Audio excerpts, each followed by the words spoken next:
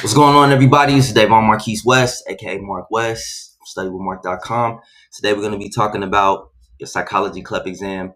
I'm really excited getting back into making these videos for 2025 and beyond. This video it's going to be very relevant for years to come, and I say that because I still get a lot of people reaching out to me about the videos I've made in the past, and they tell me how helpful they are, and that's really inspiring for me, and it makes me feel really good. But personally, I feel like they are a bit lacking. So moving forward, I'm going to take a bit of a different approach and to be a little bit more extensive in the material that I cover. And overall, my goal is to alleviate stress, alleviate anxiety, alleviate any fear that you might have for these exams. These exams are, when you approach them the right way and you break it down just right, you're gonna be fine. All right, these exams are not so complicated, and I'm here to help you prepare. All right, to improve your study process and to get you that passing score. All right, the way this video is gonna work is I have my College Board breakdown right here of psychology. We are gonna go through what I think are the most important aspects of this exam. All right, and what I mean by that is everything that I'm giving you today, if you studied it really, really, really hard, all right, you more than likely, I'm very confident you would pass your exam. However, I don't recommend you do that. Okay, let me be very clear. I don't recommend you do that because I want you to put yourself in the best possible position that you can in order to pass this exam. And in order to do that, you got to do a little bit more legwork. All right. But this is going to give you an overview, and it's going to provide you some valuable insights, also from a test taker's perspective. All right, so let's go ahead. I don't want to waste any more of your time. Let's dive right in. All right, y'all. So this is how we're going to do this. We're going to go through the entire College Board breakdown. So I got my breakdown over here, so I'll be looking at my other screen from time to time. All right, so early philosophical influences. Everything I'm telling you, you're going to want to know. All right, so just keep that in mind. If you were thinking like, do I really need to know that? Yes, you do. Everything I'm telling you. All right, here we go. Early philosophical influences. So you're going to want to know Socrates, Plato, Aristotle, René Descartes, the theory of dualism. These guys were all very, very pivotal in establishing the philosophical ideas of psychology. So like the mind, the body, and the connection between the two. Then we're going to the emergence of scientific psychology. So this was William Wundt. He was considered the godfather of scientific psychology. So taking those philosophical ideas and asking like, how can we scientifically study this? Is there even a way we can scientifically study this? So definitely look into that. Then we get into the different early schools of thought of psychology: structuralism, functionalism. So you're going to want to know Edward Titchener, William James, Sigmund Freud. These are all very key individuals in the early development of psychology. Then you're going to want to know how we went from the early stages, right? You're going to want to be able to explain this to yourself or to a friend, how we went to the early stages and how did that bleed into behaviorism, humanistic psychology, cognitive psychology, and then modern psychology as we know it today. All right. So on the behaviorist side, some names you're going to want to know: John B. Watson, B.F. Skinner. On the humanistic side, Carl Rogers, Abraham Maslow. And then how did those approaches, like I just mentioned previously, bleed into the cognitive revolution? Well, and then the significance of the cognitive revolution, all right, because that was a really pivotal moment in psychology. So you want to really understand the significance of the cognitive revolution, and then how do we get here to modern psychology? All right, let's talk about some some approaches in psychology. So we have the biological approach. All right, so biological approach focuses on the physical basis of behavior. Then we have the biopsychosocial approach. All right, this approach integrates biological, psychological, and the social aspect, the social cultural factors to help explain our behavior. Next is the behavioral approach. All right? So this is focusing on observable behaviors in the ways that we learn through interaction with people, with our environment, so on and so forth. Then we have the cognitive approach. The cognitive approach emphasizes mental processes, memory, thinking, different forms of cognition, problem solving, executive functioning, language skills. All right. Then we go into the humanistic approach. The humanistic approach focuses on personal growth, our person, self-actualization, right? Things like that. Then the psychodynamic approach is that's from Sigmund Freud. And this approach is, how does the unconscious mind, right, influence behavior, influence what we do in the present, right? So it's looking into the unconscious, essentially. All right, next we're gonna talk about some research methods. All right. So first we have the experimental method. What is experimental method? So this method involves manipulating variables, right? So essentially what we're trying to do in an experimental method is we're trying to find causation. All right. Does A, if I manipulate A, can I directly say that that affects B, C, or D, or any of these variables, right? So causation, when you think of experimental research, think causation. We're trying to figure out if there is a cause-effect relationship. Our clinical method. Clinical, we're talking things like case studies. These involve looking at, with great depth, at individual situations or small groups, right? And the purpose of this is to gain a detailed understanding of a patient's pathology. All right, next we have correlational method. So correlation is all about relationships.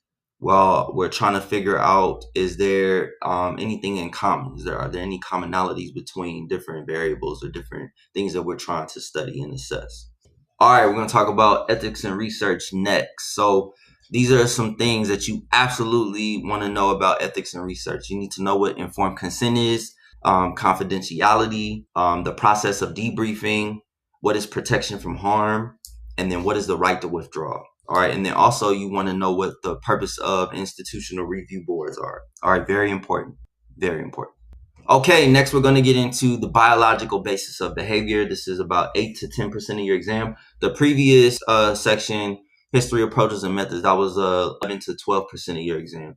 So biological basis of behavior, the endocrine system. You are going to want to know everything about glands, hormones. What is the pituitary gland? What is the thyroid gland, adrenal gland, pancreas, gonads, and then most importantly, what is their influence on behavior? Next, we're getting into etiology. Etiology is the psychological, or excuse me, etiology in psychology refers to the study of causes of behavior and mental processes, particularly in the context of disorders. All right, so definitely understand what etiology is all about. So examples are looking at things like genetic factors, brain structure and chemistry, physical health and diseases, things like that. All right, next we're talking about the nervous system. All right, the function and organization of the nervous system. So you need to know that you have your central nervous system comprises what in the hell? Comprises of the brain, the spinal cord. All right. The peripheral nervous system consists of all the nerves outside of the central nervous system. So we're talking somatic nervous system. What is that? What you need to know. Autonomic nervous system, sympathetic nervous system, parasympathetic nervous system. You need to know all of these things, what their function is, what do they do, how they intertwine with each other.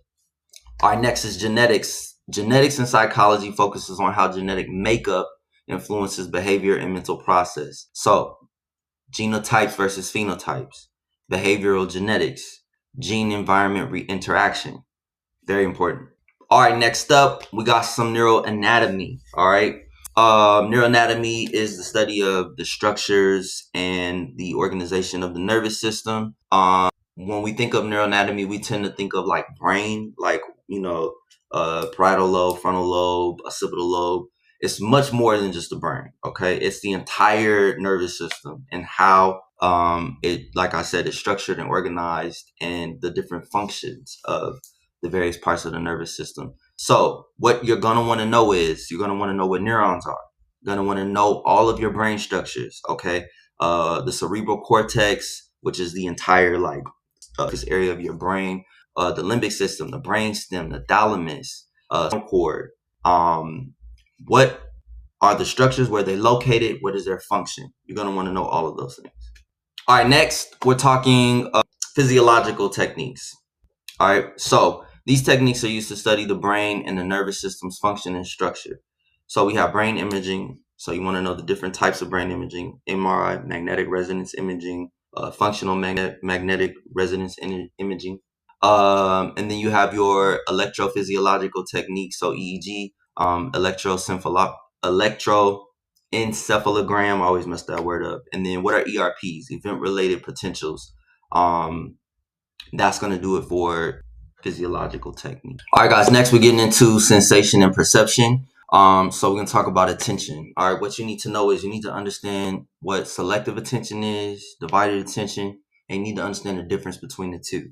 Okay, then we're talking other senses. So this is a somatosensory, somatosensation, or somathesis.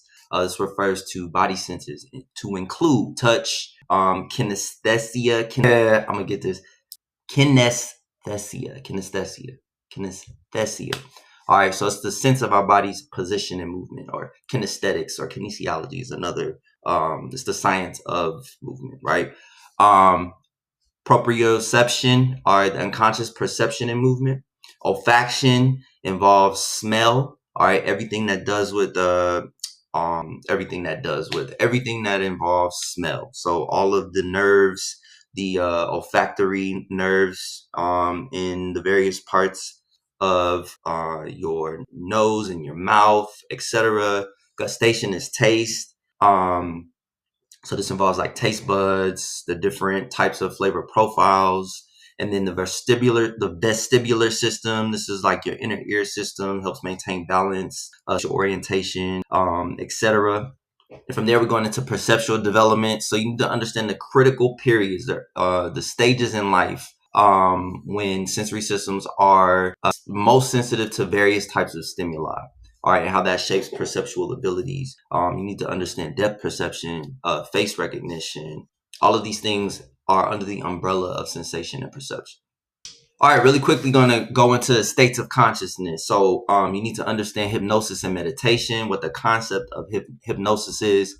It's essentially a state of focused attention, increased suggestibility, vivid fantasies, things like that. So you need to understand everything about hypnosis. Meditation involves relaxation, build internal energy, develop compassion, love, patience, generosity, forgiveness.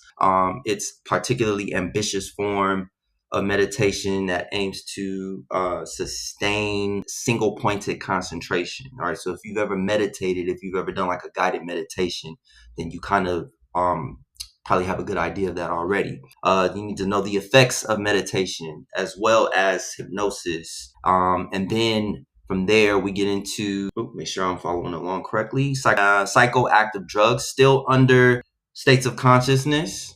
All right, so you need to know what stimulants are. You need to know what depressants are. You need to know what hallucinogens are. And you need to know what opioids are. You need to know what they are, their effects on the brain and body, and the differences between all of those things. All right, let's talk about sleeps and dreaming very briefly. So stages of sleep. All right, this is very important. All right, so you need to know what non-REM is. You need to know what REM is. You need to know the different end stages in 1, in 2, and 3.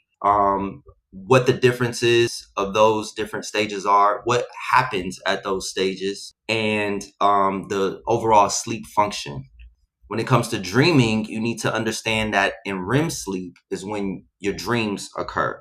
All right. So again, having a basis of understanding of what REM is will allow you to better understand how dreaming and REM interact with each other. Then the different theories of dreaming. So you have the Freudian perspective, you have the activation synthesis model, and then you have the information. There I go. I told you I was going to mess up, y'all. Then you have the information processing theory.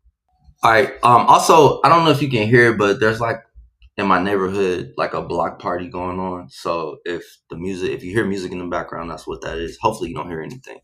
All right, so let's briefly get into what you need to know for a biological basis of learning. All right, this is under the learning section on the College Board breakdown. Really quickly, you need to understand neuroplasticity. All right, you need to understand the role of neurotransmitters in learning, and you need to understand the brain structures that are involved in learning. Got it? So neuroplasticity, role of neurotransmitters, and the brain structures involved in learning.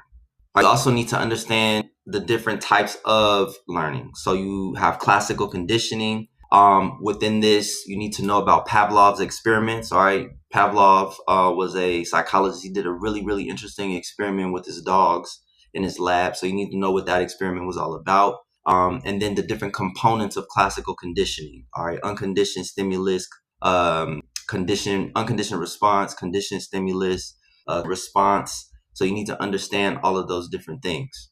Then the cognitive process of learning. So the key things to know here are the insights of learning. You need to understand what Latin learning is, and you need to understand what we mean in psychology when we use the term cognitive maps. All right, those are very important things to know. All right, when we talk about observational learning, the key things are, what is modeling? That's very important. All right, when we talk about modeling, we're basically talking about observing and imitating, but you need to do a little bit more research on modeling. When we talk when we talk about observational learning, we're talking about attention, retention, reproduction, and motivation. All right, so Bandura's 4 steps that are essential to the observational learning process. All right. Albert Bandura was a psychologist at Stanford, I believe, and he essentially laid the groundwork for these 4 steps in observational learning. That is attention, retention, reproduction, and motivation. Okay, you need to know what operant conditioning is. Excuse me, operant conditioning, that's reinforcement, punishment, the different types of what they call schedules of reinforcement. Now, moving on from learning, we're getting into cognition. One of the first things that we talk about in cognition is intelligence. Now, you have to understand there are many different types of intelligence, okay? Intelligence tends to be an umbrella word that tries to put a bunch of different nuanced ideas into one little box when it's a lot more to that. For example, you have general intelligences, you have multiple intelligences, and you have the triarchic theory of intelligence. All right, so you need to understand what all of these are, and you need to understand the people who laid the foundation or created these theories. So Sperman's G factor, Howard Gardner, and Robert Sternberg. You need to know who all of those people are and how they influence the idea of intelligences. Also, you need to know how to measure intelligence. So your IQ test. You need to know what reliability and validity is. You need to understand the different factors of intelligence and the things that influence intelligence, rather. So genetic factors, environmental factors, and neurobiological factors. Also, when we talk about intelligence and see, I told you I talk fast and I can get a little, I can mess over my words. Creativity. All right, another important idea in cognition. All right, what are the definitions and characteristics? So creativity, what does it involve? What is blah blah blah. What are the characteristics of creativity? For example, creative individuals often display traits like independence, risk-taking, nonconformity. Right, so you want to have a really good understanding of those things, and then also the processes and components of thinking, right? Divergent thinking, convergent thinking, and then of course the 4C model of creativity. Also, you want to understand how we measure creativity. There's different types of tests, believe it or not, that help measure creativity. So you have test of creative potential. This includes tasks like coming up with as many uses as possible for a common object. And then we have assessment by peers or experts, of course. All right, next is motivation and emotion, okay? Motivation refers to the process that initiate, guide, and maintain goal-oriented behaviors. So you need to understand the biological basis of motivation. So instinct theory, drive reduction theory. You need to know what homeostasis is. You need to know what hormonal influences are. You need to know, again, brain structures and how brain structures or how motivation influences various parts of the brain. All right. There are specific parts of the brain that deal with or that are linked to certain aspects of human behavior. So that's why it's so important to understand neuroanatomy, because the neuroanatomy will help you make better sense of all of these other key components. When we talk about emotion, emotion is extremely complex. I don't have enough time to dive into it right now, obviously, but it's extremely complex. There are feelings that result in physical or physiological, physiological and psychological changes, and they influence thought and behavior. All right, so the basic biological basis of emotion is the limbic system. All right, this is the brain region that includes all of the I guess what you would call like the reptilian, or the it's what makes us instinctual. All right, so the limbic system, the autonomic nervous system, or autonomic, it's like these automatic functions that are just innate within us. You need to know what that is. You need to understand how neurotransmitters and hormones affect these things. And you need to know about facial feedback hypothesis and then the James Lange theory. Okay, very important stuff when it comes to emotion. Also, please do not neglect the interaction between motivation and emotion. All right, motivation and emotion are often closely linked. Emotions can act as motivators. For example, fear can motivate a person to escape a threatening situation. All right, and love can motivate a person to seek companionship. All right, next we're going to talk about major types of affective disorders. All right, so you need to know and understand all of these different things, the symptoms, the prevalence, the treatment, and there's certain disorders that have different types, like a type 1 or type 2, etc. So for example, major depressive disorder, you need to know the symptoms of major depressive disorder, the prevalence, and how it's treated.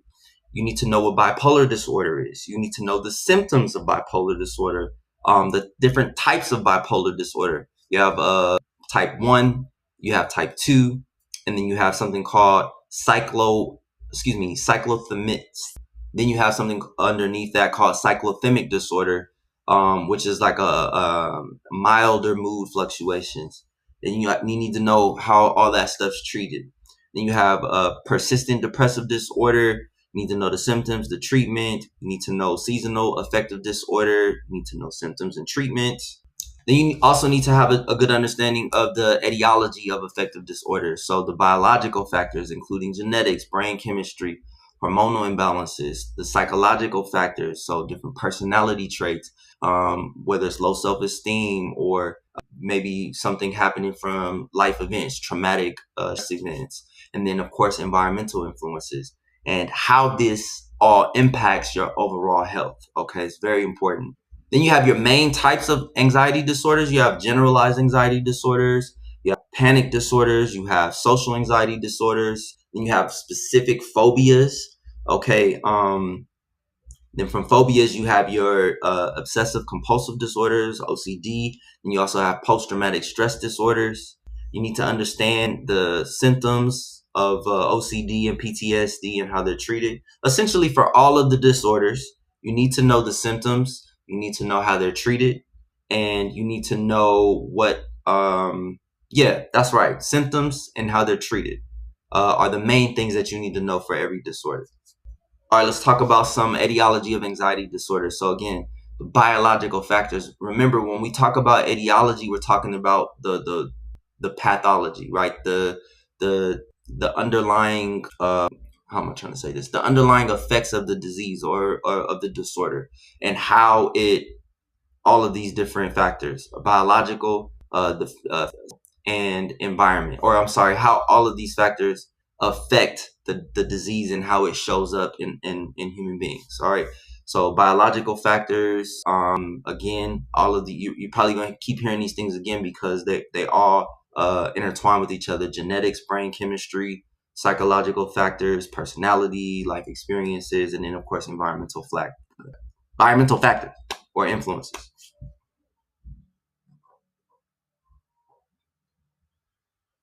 All right, guys, we're gonna end this video talking about different types of statistics and measurements. So you have descriptive statistics. So descriptive statistics summarize and organize characteristics of a data set.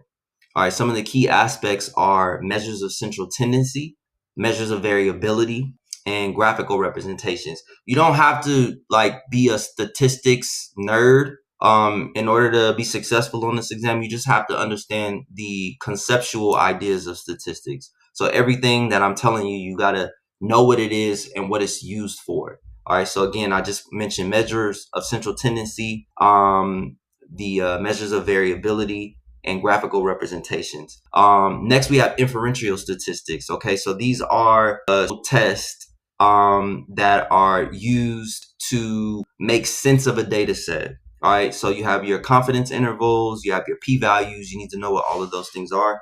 Again, measuring intelligence, we briefly talked about that earlier. So your IQ test, theories of intelligence. You need to understand the difference between reliability and validity in testing context, right? What does that mean? So real quick, reliability is like consistency. So when you think of reliability, think consistency. When you think of validity, think of the extent to which the test measures what it claims to measure. And otherwise, another way to look at that is credibility. How credible was the experiment or the study, whatever it is that you're doing, where you have collected data and you're trying to either, whatever it is you're trying to do, right? Going back to our study methods, are you trying to prove causation? Are you trying to prove a relationship?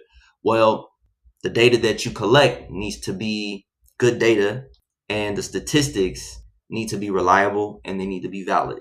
Hope that makes sense. All right, guys, that's going to do it for our psychology CLEP breakdown, overview, deep dive.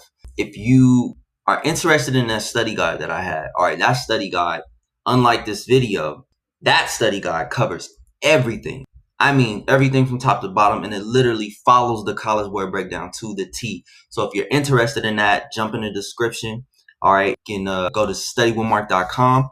If you take a little survey, you hit the get started button on the main page. All right, I'll give you a nice discount. And also, it's not super expensive. All right, it's just more of a convenience thing. If you want something that's already put together, if you want a full decked out study process that's already laid out for you, your starting point, everything you need basically to pass your exam, make sure you hit the description. Drop by studywithmark.com. I got you covered. Otherwise, I hope this video was very helpful. If you need anything, reach out, shoot me an email. I'll be more than happy to assist you. All right, guys, take care. Till next time.